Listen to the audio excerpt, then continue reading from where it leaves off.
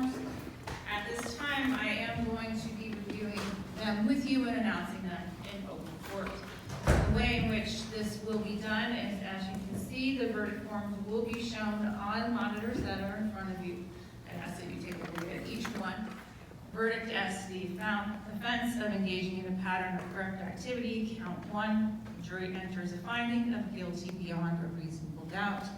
Verdict is signed by all 12 members of the jury. Verdict as to count 6, aggravated trafficking of drugs. The jury enters a finding of guilty beyond a reasonable doubt. That is signed by all 12 members of the jury. Count 263. Aggravated trafficking in drugs. Jury entered a finding of guilty beyond a reasonable doubt. The additional finding as to the amount of the drug involved is that the state of Ohio did prove beyond a reasonable doubt that the amount of the drug involved equaled or exceeded 50 times the bulk amount, but did not exceed 100 times the bulk amount. The additional finding as to the defendant's conduct is that the state of Ohio did prove beyond a reasonable doubt that such conduct was for other than legitimate medical purposes and inconsistent with the usual course of medical practice and treatment of patients. Count 272. Illegal processing of drug documents. The jury entered a finding of guilty beyond a reasonable doubt. The verdict forms that were read today, do they reflect your individual verdict? Yes, Your Honor. Do they reflect the collective verdict of your jury? Yes, Your Honor. And did you decide this case for yourself? Yes, Your Honor. Admiration that you have from this court and from the parties involved in this case. The time, the attention, the dedication that you've given to this case have been impressive, to say the least. You have been seated and participated in the longest criminal trial in this courthouse. You've filled out the most verdict forms and additional findings than any other jury in this courthouse. And you deliberated longer than any other jury in any case in this courthouse. And I think that that speaks volumes of the quality of jurors that were selected in this case. Obviously, you gave every single count the scrutiny that it deserved.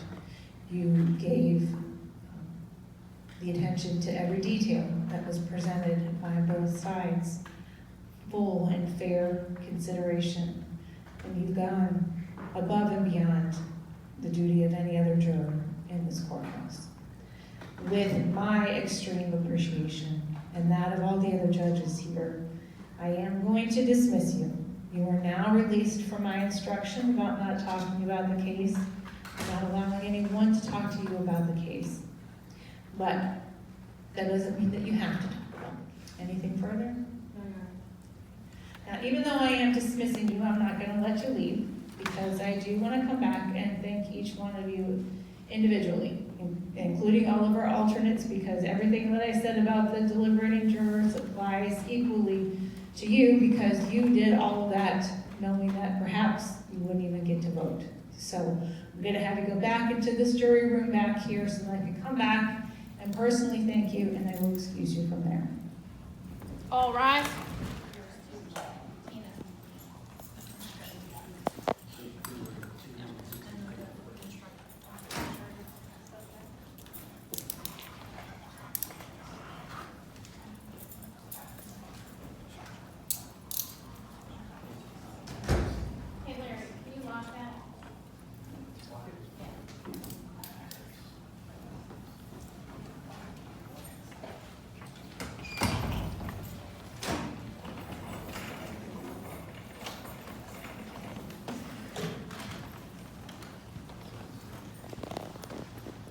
We got convictions on all the MDOs. We got convictions on the involuntary manslaughter.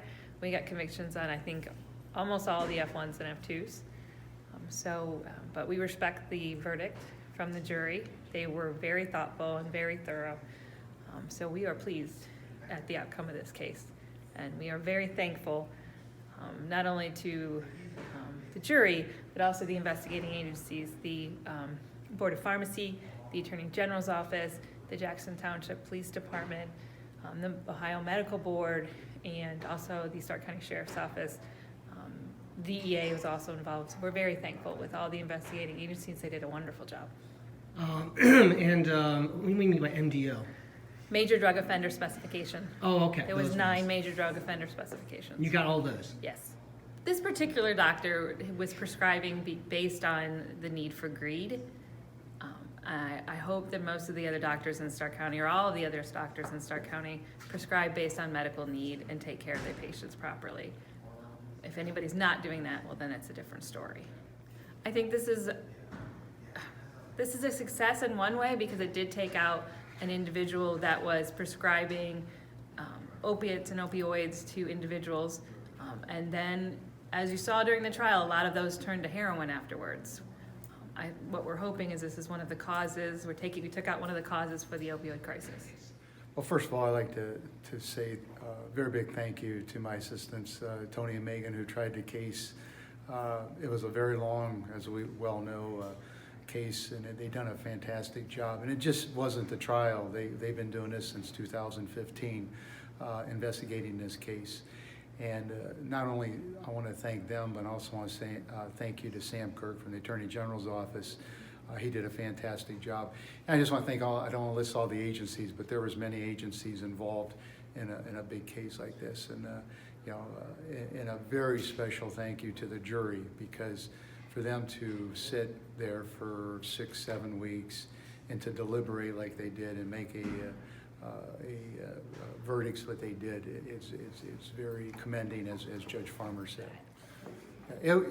And there was a big amount of cases, because in this case it deserved it. And you also understand that this was right during the opioid crisis, and I think we needed to send a message to the public that we have a rogue doctor out there, former doctor, prescribing these painkillers that led to the opioid crisis. So I think everybody said, isn't that a little bit overkill with this many charges? But no, in this case, it had to be done. We had to show the jury that this guy was a very big problem for the opioid crisis here in Stark County.